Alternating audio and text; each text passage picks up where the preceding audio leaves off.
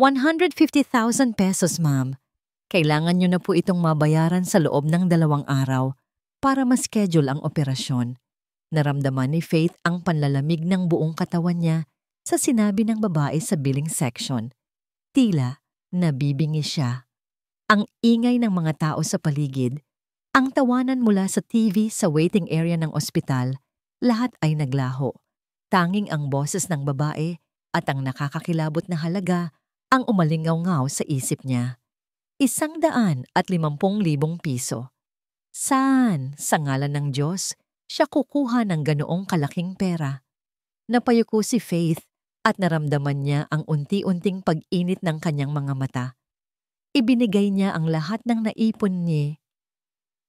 Ang naibenta mula sa mga alahas na naiwan ng kanyang ama. Pero kulang na kulang pa rin. Isang butil ng luha ang pumatak sa kanyang nanginginig na kamay. Sige po. Salamat. Iyon lang ang naisagot niya bago marahang tumalikod. Pakiramdam niya ay pasan niya ang buong mundo. Dahan-dahan siyang naglakad pabalik sa ward ng kanyang ina.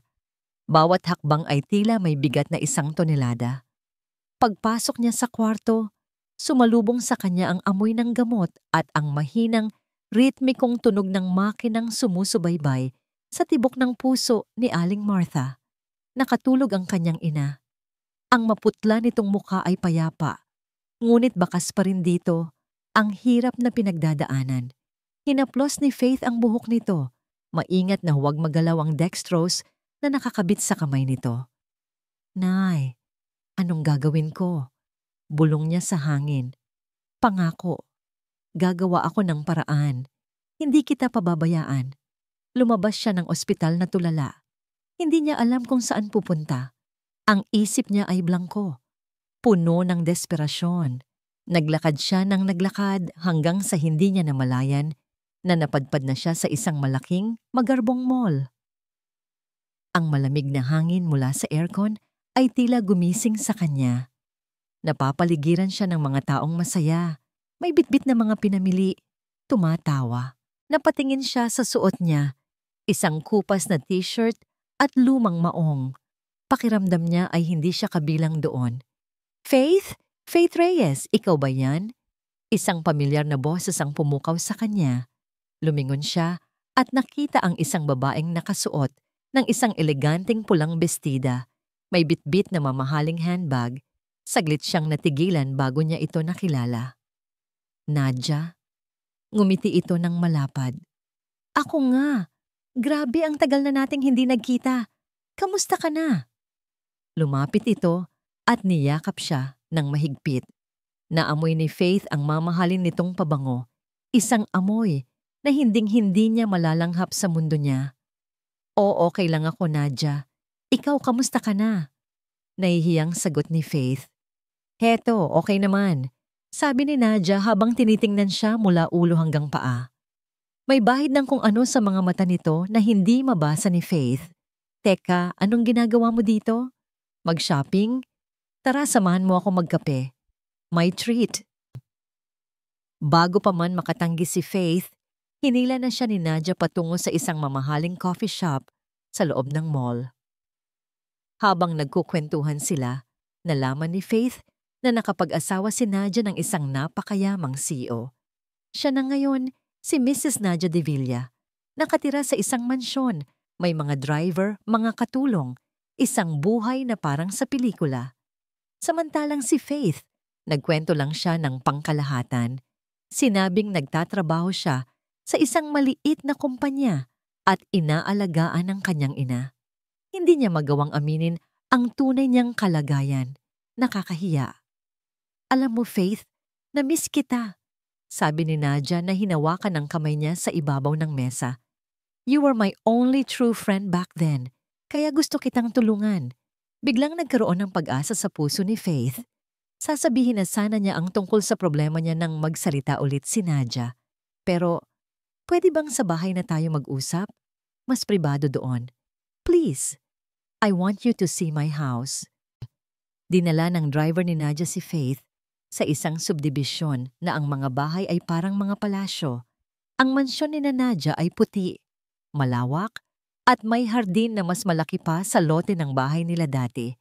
Pagpasok pa lang niya ay halos masilaw siya sa kinang ng chandelier, sa kisame, at sa kintab ng marmol na sahig. Pakiramdam niya ay isa siyang langgam na naligaw sa palasyo ng isang reyna. Naupo sila sa isang malambot na sofa na kulay krema. Ang buong paligid ay tahimik at marangya. Faith, ang lahat ng nakikita mong ito, simula ni Nadia habang umiiling na may malungkot na ngiti. Lahat ng ito ay isang gintong hawla na pakunot ang noo ni Faith. Ang asawa ko, si Lorenzo. He's not what people think he is. Pagpapatuloy nito, ang kaninang masayang muka ay napapalitan ng pighati. Sa labas, isa siyang respetadong negosyante. Pero sa loob ng bahay na ito, isa siyang halimaw. Kontrolado niya ang lahat. Ang bawat kilos ko, ang bawat gastusin ko. Pakiramdam ko, hindi ako asawa, kundi isa sa mga ari-arian niya. Nagulat si Faith sa narinig. Gusto ko nang makipaghiwalay, Faith, pero ayaw niya. At kung mag-file ako ng annulment, sisiguraduhin niyang wala akong makukuha kahit isang kusing. Kailangan ko ng ebidensya laban sa kanya. Isang bagay na hindi niya matatakasan. Anong ebidensya? Tanong ni Faith, na hindi pa rin maintindihan kung saan patungo ang usapan. Tumingin si Nadia sa kanya, diretso sa kanyang mga mata. Ang kaninang lungkot sa mukha nito ay nawala. Napalitan ng isang matigas at seryosong determinasyon. Lumapit ito sa kanya at bumulong na, para bang may nakikinig sa kanila. Kailangan ko ng patunay na may babae siya. Isang eskandalo na dudurog sa reputasyon niya. Pero, paano kung wala naman talaga siyang ibang babae? Nag-aalangang tanong ni Faith. Isang kakaibang nangiti ang sumilay sa labi ni Nadia. Wala nga. Kaya gagawa tayo. Hinawakan ni Nadia ang dalawang kamay ni Faith. Ang mga mata nito ay nakatitig sa kanya, puno ng isang matinding pakiusap na may halong utos. Kailangan kong tulungan mo akong akitin ang asawa ko. Napatulala si Faith. Ang mga salita ni Nadia ay parang laso na dahan-dahang kumalat sa kanyang pandinig.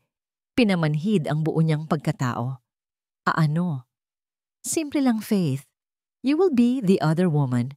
Sabi ni Nadia na para bang ang sinasabi niya ay ang pinaka-natural na bagay sa mundo. Ako ang bahala sa lahat. Sa damit mo, sa make-up mo, sa lugar kung saan kayo aksidenteng magkikita. Ang kailangan mo lang gawin ay makuha ang atensyon niya. At kapag nakuha mo na, kailangan ko ng litrato. Isang video. Kahit ano na pwedeng magamit na ebidensya. Umiling-iling si Faith na paatras na parabang napaso. Hindi ko kaya, Nadia. Mali yan. Mali? Tumawa si Nadia, isang tawang walang kagalakan. Mas mali ba yan kaysa sa hayaan mong mamatay ang nanay mo dahil wala kang pera? Ang tanong na yon ay parang isang matalim na punyal na bumaon ng diretso sa puso ni Faith. Hindi ko kaya. Ulit niya, mas mahina na ang boses. Patawad, Nadia. Mabilis siyang tumayo at halos takbuhin ang daan, palabas ng mansyon. Hindi na lumingon pa. Ang hangin sa labas ay hindi nakabawas sa bigat ng kanyang dibdib. Pakiramdam niya ay nasusukay siya. Sa biyahe pa uwi, ang alok ni Nadia ay parang isang paniki na kumapit sa isip niya at ayaw bumitaw. Inisip niya ang mukha ng kanyang ina, pagkatapos ay ang nakangiting mukha ni Nadia. Paano nagawa ng isang kaibigan na mag-alok ng ganoong kasunduan? Pagdating niya sa ospital, sinubukan niyang kalimutan ang lahat. Ngunit kinagabihan, habang binabantayan niya ang kanyang ina, biglang umubo ng sunod-sunod si Aling Martha. Nahirapan itong huminga. Agad na tumawag ng tulong si Faith. Dumating ang mga nurse at ang doktor. Pinalabas siya ng kwarto. Ang bawat minutong paghihintay sa labas ay parang isang walang hanggang parusa. Nang lumabas ang doktor, ang mukha nito ay seryoso. Faith, we need to decide now. Lumalala ang kondisyon niya. The infection is spreading faster than we anticipated. Kung hindi natin siya maooperahan, Sa lalong madaling panahon, I'm sorry, pero baka hindi na natin siya maisalba. Gumuho ang mundo ni Faith. Ang mga salita ng doktor, ang desperasyon, ang mukha ng kanyang ina na nahihirapan, lahat ay naghalo-halo sa isip niya. Walang ibang paraan. Wala na siyang ibang malalapitan. Nanginginig ang kamay na kinuha niya ang kanyang cellphone. Hinanap niya ang numero ni Nadia. Bawat pagpindot sa screen ay parang isang suntok sa kanyang konsensya. Tumunog ito ng isang beses, 2, 3. Hello? Sagot ng pamilyar na boses. Na Nadia. Nabasag ang boses ni Faith. Pumapayag na ako. Isang sandali ng katahimikan. Pagkatapos ay narinig niya ang mahinang pagangisi sa kabilang linya. Good. I knew you'd make the right choice. Magkita tayo bukas. Kinabukasan, nagkita sila sa isang parking lot ng isang gusali. Walang imikan. Iniabot lang ni Nadia ang isang makapal na puting sobre. Nang buksan ito ni Faith, nakita niya ang mga bundle ng tig-1,000 piso. Ang amoy ng bagong pera ay nakakahilo. That's 200,000, sabi ni Nadia. Higit pa sa kailangan mo. Ang sukli, gamitin mo para bumili ng mas maayos na damit. Ang unang plano, magsisimula ngayong gabi. Iniabot nito ang isa pang sobre. Sa loob, may litrato ng isang lalaki, si Lorenzo. Guwapo ito, may seryosong mga mata at matikas na tindig. May listahan din ng mga paborito nitong pagkain, lugar na pinupuntahan, at ang pangalan ng isang restaurant. Lagi siyang kumakain mag-isa sa Vivre Restaurant tuwing Miyerkules ng gabi.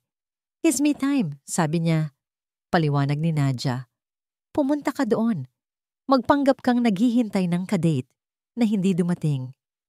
Make yourself look vulnerable. That's his weakness. Mga babaeng kailangan ng tulong. Pakiramdam ni Faith, ang bawat piraso ng papel sa loob ng sobre ay may katumbas na isang piraso ng kanyang kaluluwa. Pero isinantabi niya ang lahat ng yon. Ibinayad niya ang balanse sa ospital at agad na na-schedule ang operasyon ng ina. Pagsapit ng gabi, natagpuan ni Faith ang sarili na nakaupo sa isang mesa sa loob ng Vivere Restaurant. Nakasuot siya ng simpleng itim na bestida na binili niya kaninang hapon. Ang bawat tunog ng kubyertos, ang bawat bulungan ng mga tao sa paligid ay nagpapalakas ng kabog sa kanyang dibdib. Pakiramdam niya, lahat ay nakatingin sa kanya. Lahat ay alam ang marumi niyang sekreto. Nanginginig ang kamay na kinuha niya ang baso ng tubig. Paulit-ulit niyang tiningnan ang relos. Gaya ng sinabi ni Nadia, ito na yon, ang simula ng kasinungalingan. Maya-maya pa, naramdaman niyang may aninong tumakip sa liwanag ng kandila sa kanyang mesa. Dahan-dahan siyang nag-angat ng tingin. Nakatayo sa harap niya ang lalaking nasa litrato, si Lorenzo de Villa. Sa personal, mas matikas ito. Ang mga mata nito ay tila nakikita ang kaluluwa niya. Isang nangiting mahirap basahin ang nasa mga labi nito. Nag-iisa ka, miss? Tanong nito. Ang boses ay kalmado, ngunit may bigat. Faith. Tinanggap ni Faith ang kamay ni Lorenzo. Mainit iyon at magaspang ng bahagya ang palad ng isang taong nagtatrabaho, hindi lang basta naguutos. Ang simpleng pagdampi ng kanilang mga balat ay nagpadala ng kuryente sa kanyang buong braso. Agad niyang binawi ang kanyang kamay. Upo ka, sabi ni Lorenzo, na iginagalaw ang silya para sa kanya. Umupo si Faith. Pakiramdam niya ay lalo siyang lumiit. Ang bawat kilos ni Lorenzo, ang pagtawag sa waiter, ang magalang na pagtatanong kung ano ang gusto niyang kainin, ay kabaligtaran ng halimaw na inilarawan ni Nadia. Mabait siya, magalang, at ang mga mata niya, kapag tumitingin ito sa kanya, pakiramdam ni Faith ay nababasa nito ang lahat ng kasinungalingan sa kanyang pagkatao. So Faith, simula ni Lorenzo pagkatapos nilang umorder, Anong ginagawa mo sa buhay? Napalunok si Faith. Eto na. Unang eksena. Nagtatrabaho ako bilang marketing assistant sa isang maliit na advertising agency. Ang mga salitang yon ay tila buhangin sa kanyang bibig, magaspang at hindi totoo. Tumango si Lorenzo, tila naniniwala. Interesting. Masaya ka ba sa ginagawa mo? Oo naman. Pilit niyang ngumiti. Marami akong natututunan. Ang pagkain ay dumating, ngunit para kay Faith, parang karton ang lasa ng lahat. Pilit niyang isinusubo ang pagkain habang si Lorenzo ay nagkukwento tungkol sa trabaho niya, sa mga pangarap niya noong bata pa siya. Nakikinig si Faith at habang tumatagal, unti-unti niyang nakakalimutan na isa itong pag-arte. Nakikita niya ang lalaki sa likod ng pangalang Lorenzo de Villa, isang taong pagod, medyo malungkot, pero may kabaitan. Kamusta naman ang pamilya mo? Tanong ni Lorenzo. Biglang nanikip ang dibdib ni Faith, ang nanay niya. Ang dahilan kung bakit niya ginagawa ang kahibangang ito. Ang nanay ko na lang ang kasama ko, sabi niya, at sa pagkakataong ito, totoo ang lungkot sa kanyang boses. Medyo may sakit siya ngayon. I'm sorry to hear that, malumanay na sabi ni Lorenzo. At sa paraan ng pagkasabi niya noon, naramdaman ni Faith ang sinseridad. Biglang nag-vibrate ang cellphone niya sa loob ng kanyang purse. Tiningnan niya ito. Isang text mula kay Nadia. Nadia, ano na? Bakit parang nagde-date lang kayo? Gawan mo ng paraan. Naramdaman ni Faith ang pagbalik ng lahat ng kaba at pagkakasala. Excuse me lang ha, mag-CCR lang ako. Tumango si Lorenzo. Pagpasok niya sa banyo, nanginginig niyang sinagot ang tawag ni Nadia. Faith, anong ginagawa mo? Sayang ang oras. Bunggad nito, pabulong pero puno ng galit. Dapat kanina mo pa siya hinawakan. O kaya naman ay sinabing, nilalamig ka para ipahiram niya ang coat niya. Simple lang, Faith. Gumawa ka ng eksena. Nadia, hindi ganun kadali. Anong hindi madali? Isipin mo ang nanay mo. Isipin mo ang pera. Huwag ka nang babalik doon kung wala kang gagawin. At ibinaba nito ang tawag. Napahawak si Faith sa malamig na lababo. Pinipigilan ang mga luhang nagbabadyang tumulo.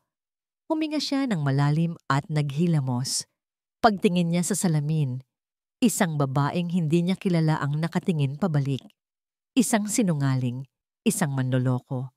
Bumalik siya sa mesa na may pilit na ngiti. Natapos ang gabi na wala nang nangyari. Hinatid siya ni Lorenzo sa sakayan ng taxi. Bago siya pumasok, pinigilan siya nito. Faith, I had a great time, sabi nito. Sana maulit. Tumango lang siya at mabilis na pumasok sa loob ng taxi. Hindi na lumingon pa. Kinabukasan, sa tinutuluyan niyang maliit na boarding house, halos hindi siya nakatulog. Ang isip niya ay pinagtatalunan ng imahe ng mabait na si Lorenzo at ng galit na si Nadia.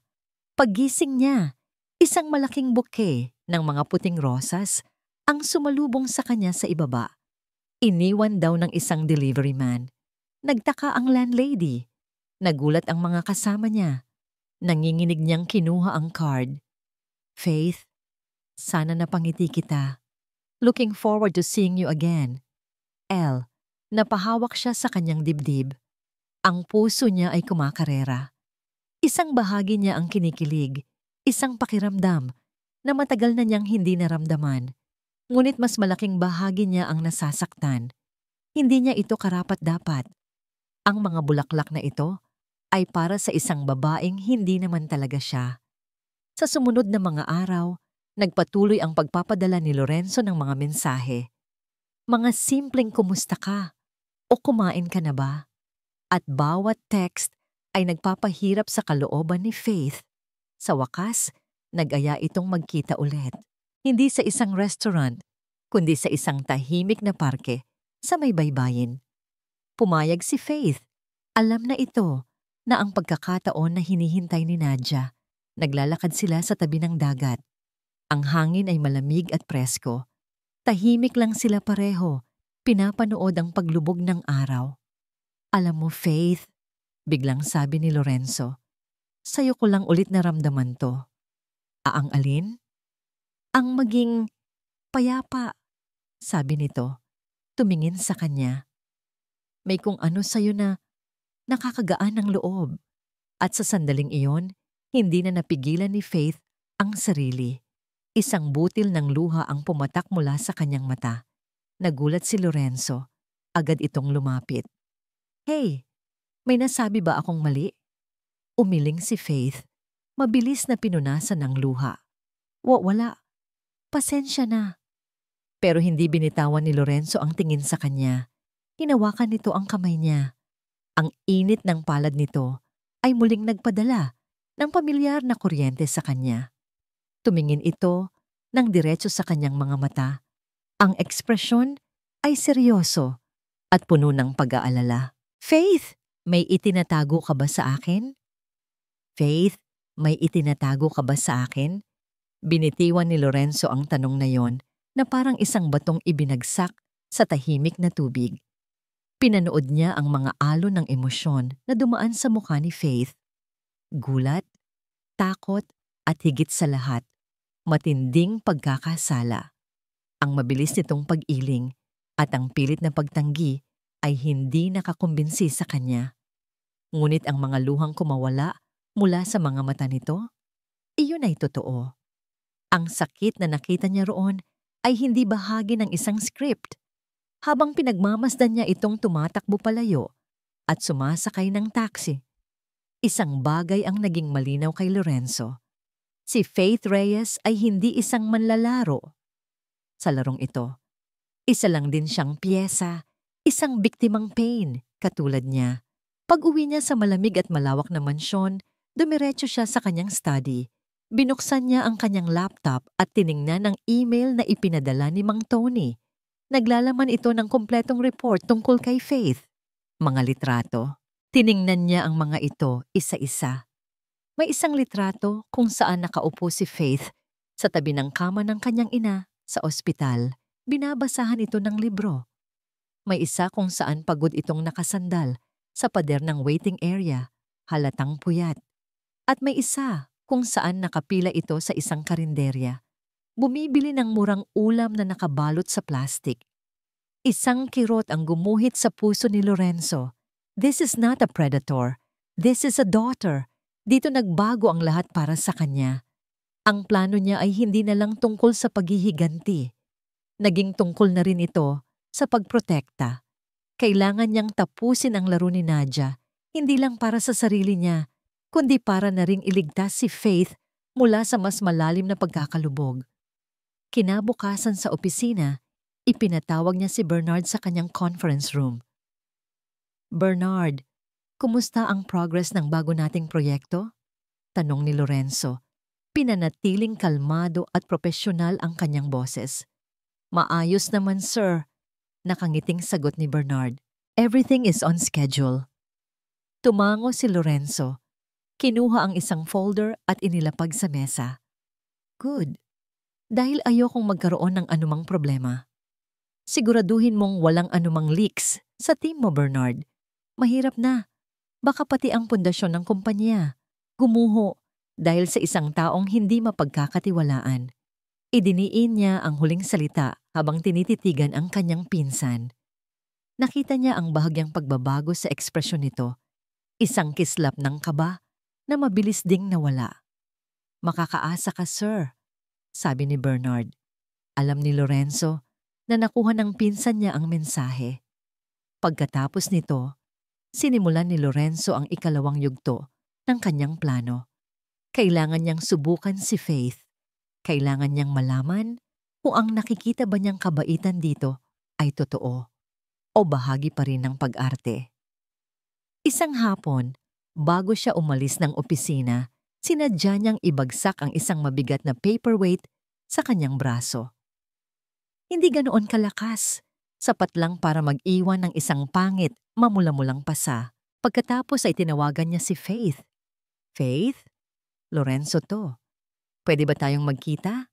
Kahit saglit lang, sabi niya. Sinadyang gawing pagod at malungkot ang kanyang boses. Pumayag ito.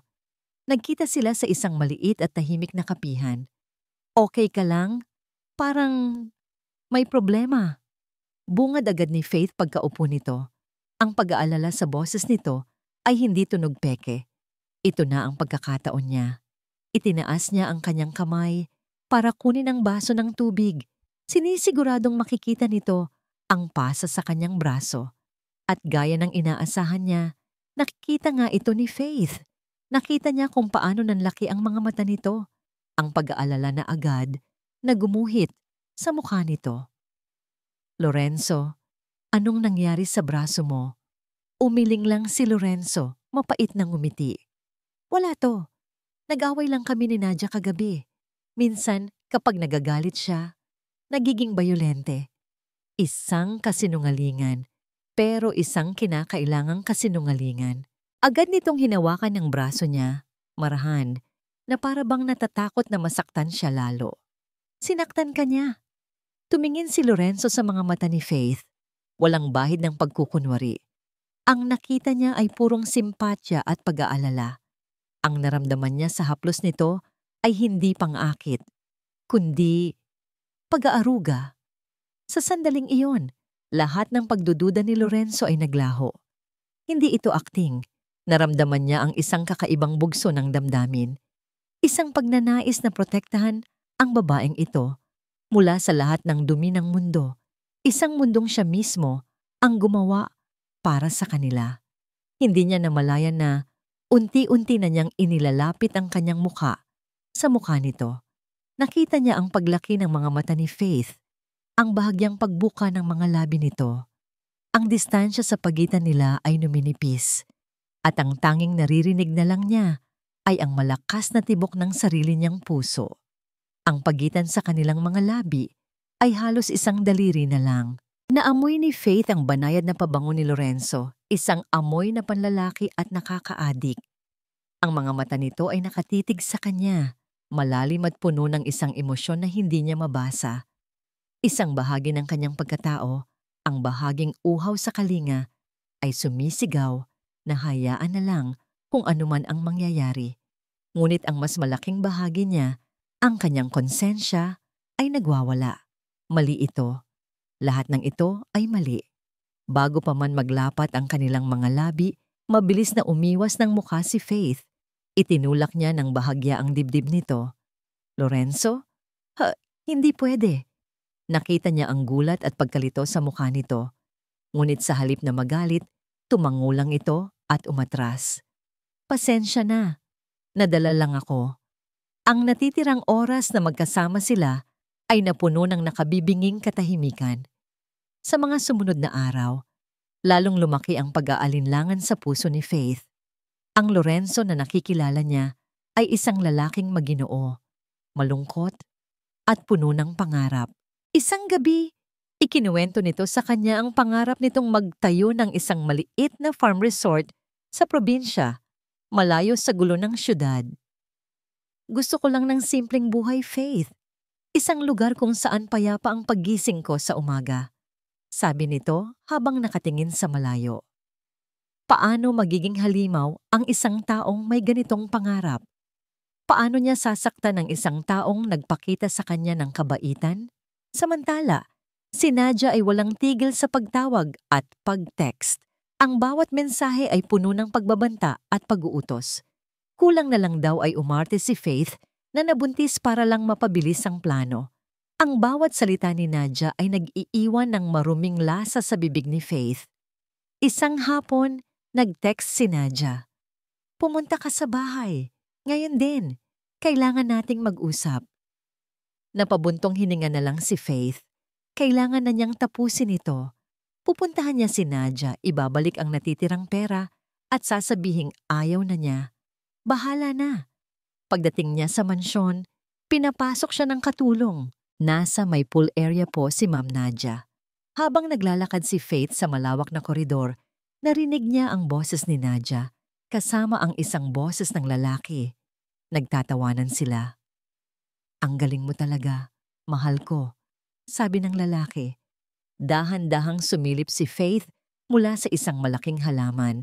Nakita niya si Nadia na nakaupo sa tabi ng pool at ang lalaking kasama nito ay si Bernard, ang pinsan ni Lorenzo. Magkahawak ang kanilang mga kamay. Siyempre, pero ang bagal kumilos ng tanga kong kaibigan. Kinikilig pa yata sa pinsan mo, sabi ni Nadia tumatawa. Kawawa naman.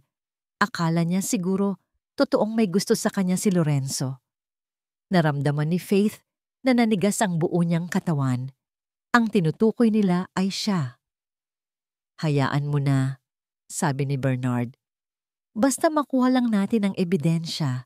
Pag nag-file na tayo ng divorce at nakuha na natin ang pera, aalisin ko na sa pwesto si Lorenzo. Ako na ang papalit bilang CEO. Atin na ang lahat. Excited na ako, malanding sabi ni Nadia. Imagine, tayo na ang magpapatakbo ng De Villa Empire. At si Faith, sino ba yon? Isang basura na gagamitin at pagkatapos ay itatapon lang. Hindi na kinaya ni Faith ang narinig. Ang bawat salita ay parang asido na tumunaw sa kanyang puso. Ang pagkakaibigan, ang tulong, ang awa, lahat ay kasinungalingan. Isa lang siyang tau-tauhan sa isang napakaduming dula. Napaatras siya at sa hindi inaasahan ay natabig niya ang isang maliit na paso. Gumawa ito ng ingay. Sino yan? Sigaw ni Nadia. Hindi na nag-isip si Faith. Tumakbo siya. Tumakbo siya ng buong bilis palabas ng mansyon, palabas ng gate, palayo sa lugar na yon. Ang mga luha ay bumuhos mula sa kanyang mga mata, hinahalo sa pawis at pighati. Wala siyang pakialam kung saan siya pupunta. Ang gusto lang niya ay makalayo. Nang makarating siya sa pangunahing kalsada, biglang bumuhos ang malakas na ulan. Para bang nakikisimpatiya sa kanya ang langit. Sa loob ng ilang segundo, basang-basa na siya. Ngunit nagpatuloy lang siya sa paglalakad. Tulala. Ang bawat patak ng ulan ay parang latigo sa kanyang balat. Pakiramdam niya, gumuho ang buong mundo niya. Sa gitna ng kanyang paglalakad, isang itim na kotse ang huminto sa tabi niya. Bumukas ang bintana nito. Si Lorenzo. Bumaba ito ng sasakyan, hindi alintana ang malakas na ulan. Hawak nito ang isang itim na payong. Lumapit ito sa kanya, ipinayoong ito sa ulunan niya. Basang-basa na rin ito. Tumingin si Faith sa kanya. Ang mga mata ay puno ng luha at pagkalito. Tinitigan siya ni Lorenzo. Ang muka ay seryoso. Walang bahid ng galit. Tanging isang malalim at hindi maarok na pag-unawa. Alam ko na ang lahat, Faith. Ang mga salita ni Lorenzo ay parang kulog na sumabay sa buhos ng ulan. Alam ko na ang lahat, Faith. Nakatitig lang si Faith sa kanya, basang-basa, nanginginig sa lamig at sa gulat. Hindi niya alam kung ano ang sasabihin. Marahang hinawakan ni Lorenzo ang braso niya. Halika na, baka magkasakit ka. Iginiya siya nito papasok sa kotse. Sa loob ng sasakyan, ang katahimikan ay mas mabigat pa kaysa sa malakas na patak ng ulan sa bubong. Pinahinaan ni Lorenzo ang aircon at itinutok sa kanya ang heater. Wala pa ring nagsasalita sa kanila. Si Faith ang unang bumasag sa katahimikan. Anong alam mo? Tanong niya. Ang boses ay nanginginig pa rin. Hindi sumagot si Lorenzo. Sa halip kinuha niya ang kanyang cellphone. May pinindot at iniabot sa kanya. Isang litrato. Isang litratong malinaw na kuha mula sa malayo. Si Nadia at si Bernard magkahalikan sa ilalim ng isang puno sa isang parke. Ang petsa sa ibaba ng litrato ay 2 buwan na ang nakalipas. Napatakip ng bibig si Faith. Matagal ko nang alam na may relasyon sila. Mahinang sabi ni Lorenzo, ang tingin ay nasa daan. At matagal ko na ring alam na may plano silang sirain ako.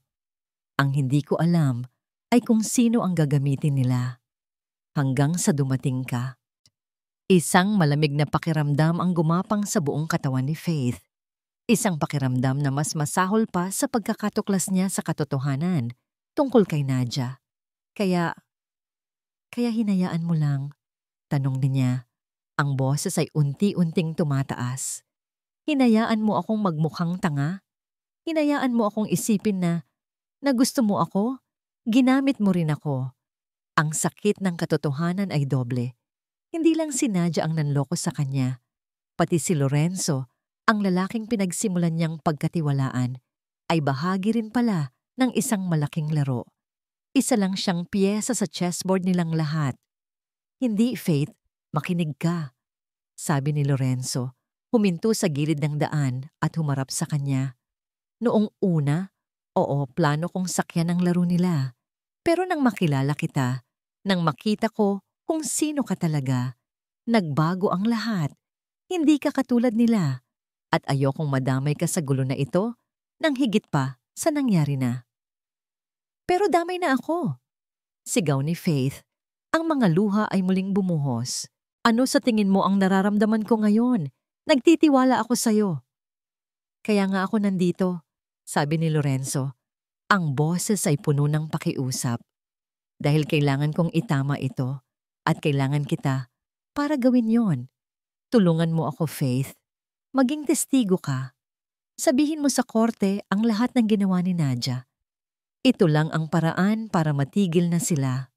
Biktima o kakampi. Nananatili siyang biktima kung tatakbo siya. Ngunit kung tutulungan niya si Lorenzo, ano siya? Isang kasangkapan pa rin? Umiling-iling si Faith. Ang isip ay gulong-gulo. Ihatid mo na lang ako. Pakiusap. Walang nagawa si Lorenzo, kundi ang magmaneho. Nang makarating sila sa tapat ng boarding house, bago bumaba si Faith, nagsalita ulit ito. Mag-iingat ka, Faith. Gagawin ni Nadia ang lahat para siraan ka, lalo na ngayong alam niyang alam mo na. Pumasok si Faith sa kanyang kwarto na parang isang zombie. Humiga siya sa kama, basang-basa pa rin, at tumitig sa kisame. Ang mga salita ni Lorenzo at ang imahe ni Nadia at Bernard ay paulit-ulit na naglalaro sa isip niya. Kanino siya maniniwala? Biglang nag-vibrate ang kanyang cellphone. Isang mensahe mula sa isang numerong hindi rehistrado. Binuksan niya ito. Naglalaman ito ng mga litrato. Ang kotse ni Lorenzo na nakaparada sa labas ng boarding house niya noong isang gabi. Isang kuha niya mula sa malayo habang naglalakad siya papasok sa trabaho. Isang kuha nilang dalawa ni Lorenzo habang nag-uusap sa parke. Kasunod ng mga litrato ay isang text message. Mag-ingat ka sa kanya. Stalker siya. Alam niya lahat ng galaw mo. Isa siyang demonyo na nagpapanggap na anghel. Nanlamig ang dugo ni Faith. Baka tama si Nadia. Baka si Lorenzo ay isang mapanganib na tao, isang manipulator na mas magaling lang magtago kaysa sa asawa niya. Sa sobrang gulo ng isip, binuksan niya ang maliit na TV sa kanyang kwarto para malibang. Ngunit ang bumungad sa kanya ay isang balitang nagpatigil sa kanyang paghinga. Isang breaking news! Breaking news!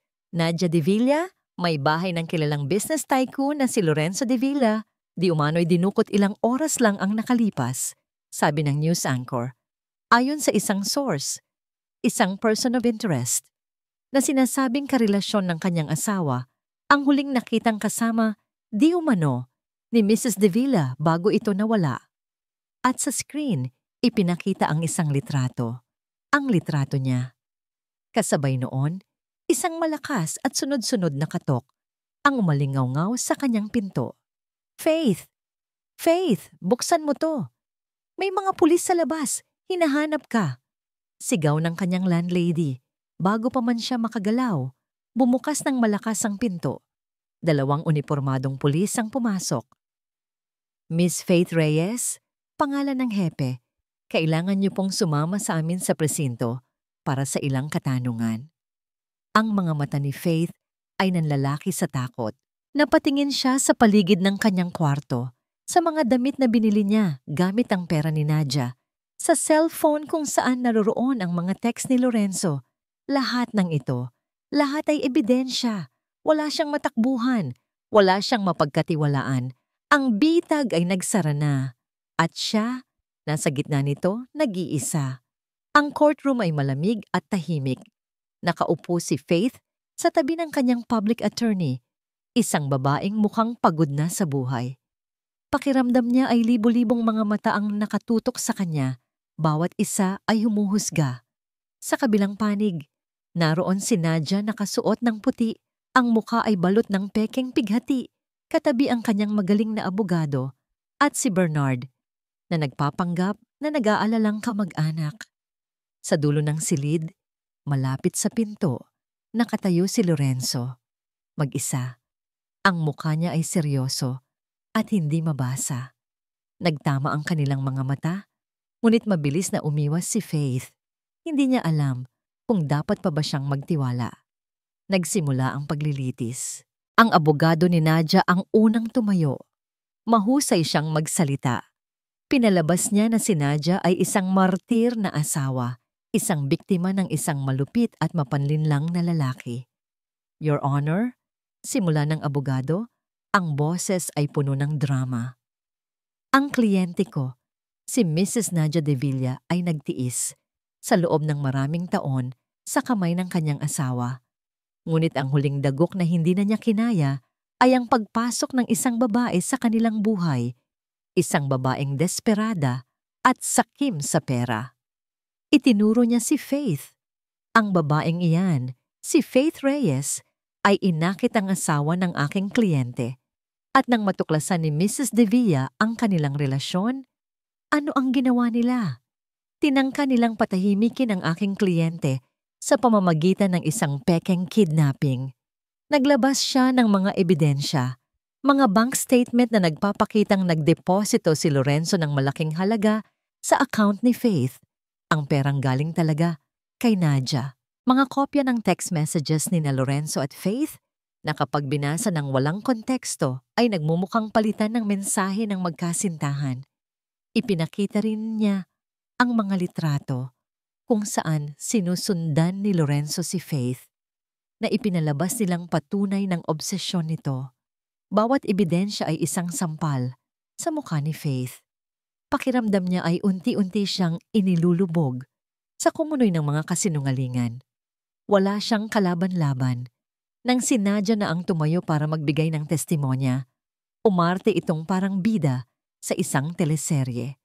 Umiiyak ito habang ikinukwento kung paano niya nahuli sina Faith at Lorenzo at kung paano siya tinakot ng mga ito. Gusto ko lang naman pong maging masaya, humihikbing sabi ni Nadia. Pero sinira nila ang buhay ko. Pagkatapos ng panig nila, oras na para sa panig ni Lorenzo. Tumayo siya, hindi kasama ang isang abogado, kundi siya mismo. Your Honor, I would like to represent myself.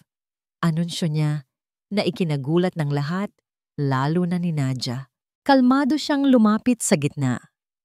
Totoo po ang lahat ng sinabi ng abogado ni Mrs. De Villa, na mayroong panloloko, mayroong pagtataksil, at mayroong kasakiman.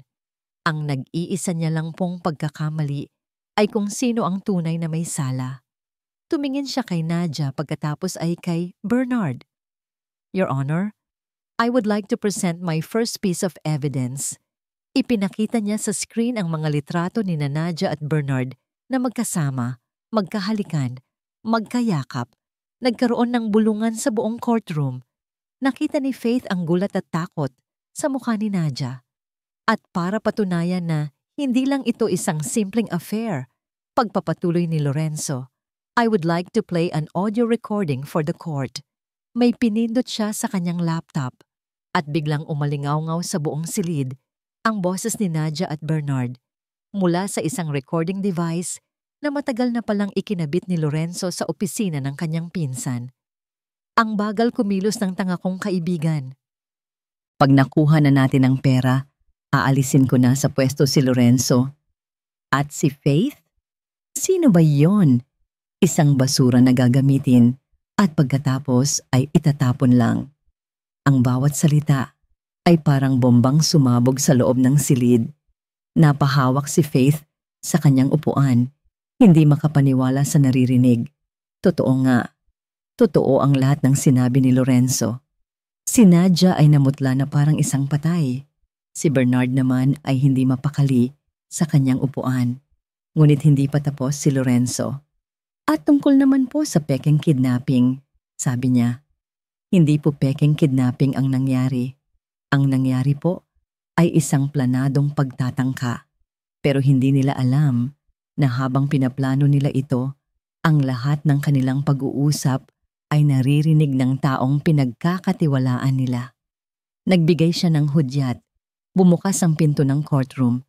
Pumasok ang driver ni Nadia kasama ang 2 pulis. Your Honor, sabi ni Lorenzo. Ang driver po ni Mrs. De Villa ay matagal ko ng collaborator. Siya po ang nag-record ng lahat ng plano ni Nadia at Bernard tungkol sa kidnapping mula mismo sa loob ng kanilang sasakyan. Sa puntong iyon, gumuho na ang mundo ni Nadia. Hindi! Sinungaling! Lahat kayo sinungaling! Sigaw niya, napatayo. Ang pekeng pighati sa kanyang mukha ay napalitan na ng purong galit at kabaliwan. Hinampas ng Huwawes ang kanyang martilyo. Order in the court! Ngunit huli na ang lahat. Ang katotohanan ay lumabas na.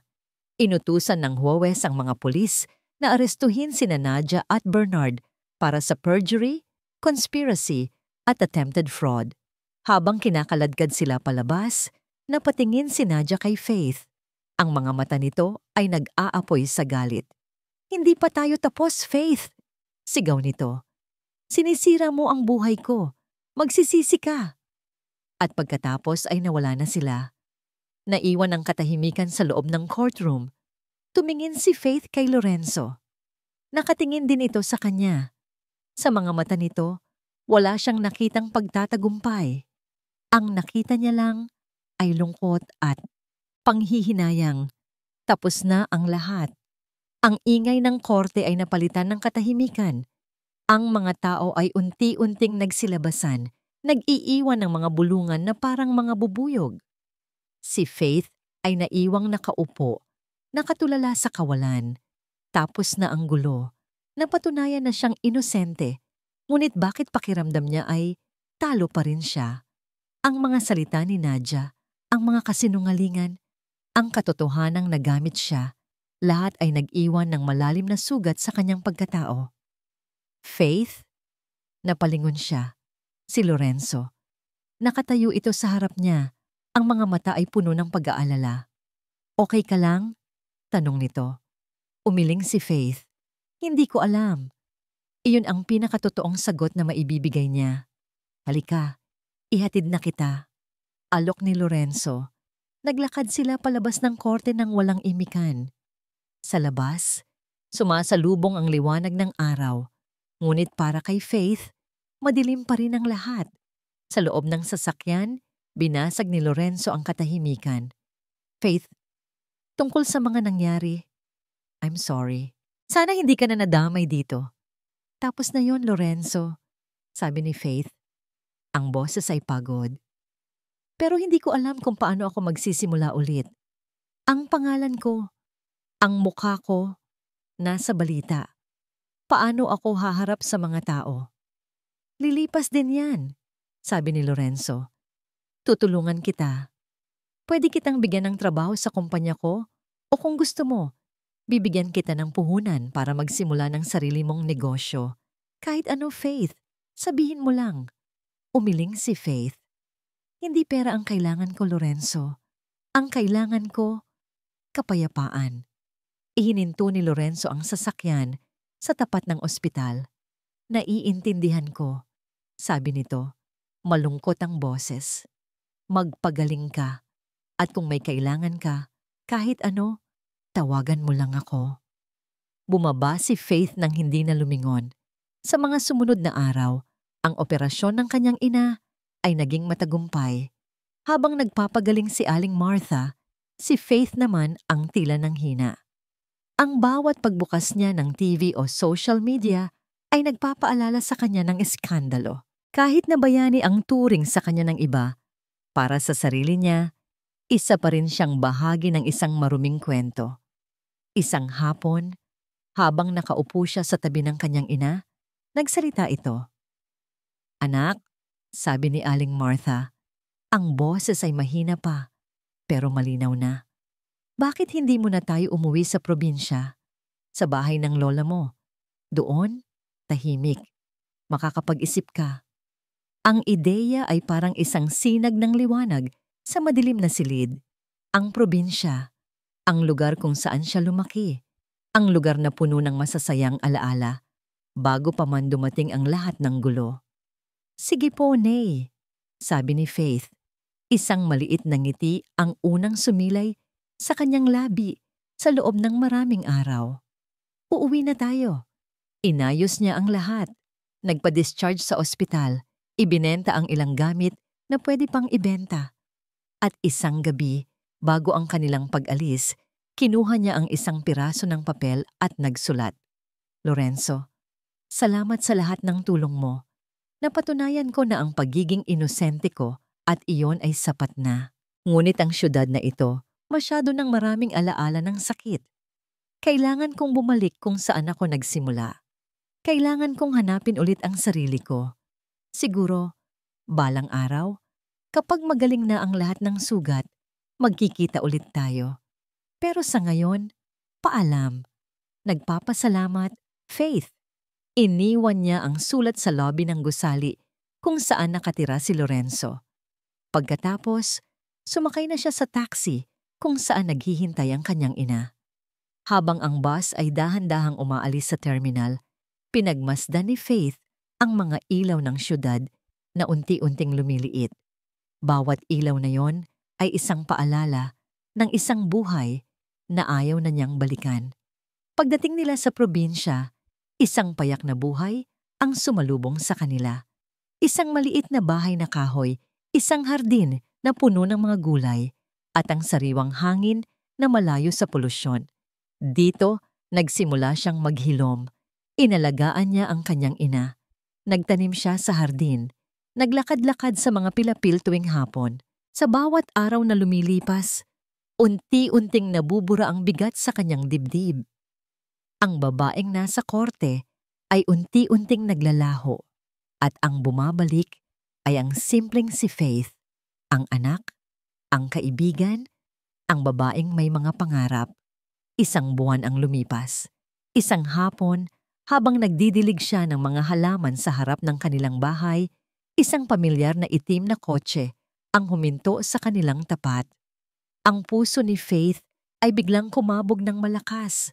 Bumukas ang pinto ng kotse at mula doon, bumaba si Lorenzo. Hindi ito nakasuot ng mamahaling suit, kundi isang simpleng polo shirt at maong lang. Sa kanyang mga mata, nakita ni Faith ang pagod, ngunit mayroon ding determinasyon. Nagkatitigan sila sa loob ng ilang segundo.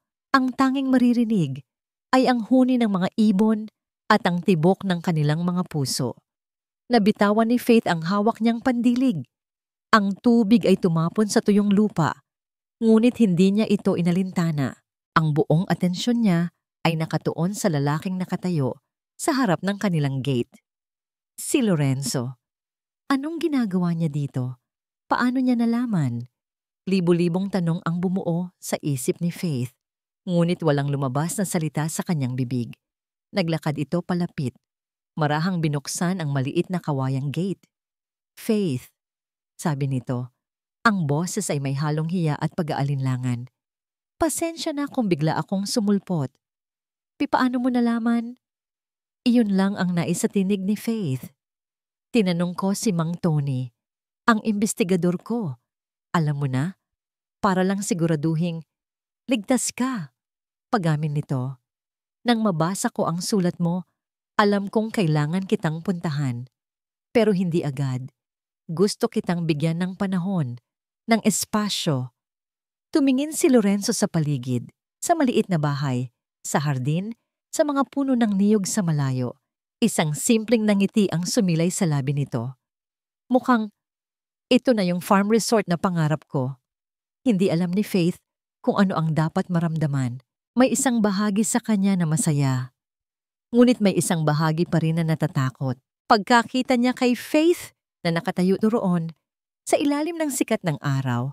Suot ang isang simpleng duster. Ang buhok ay nakapusod lang. Alam ni Lorenzo na tama ang kanyang desisyon. Ito ang tunay na Faith.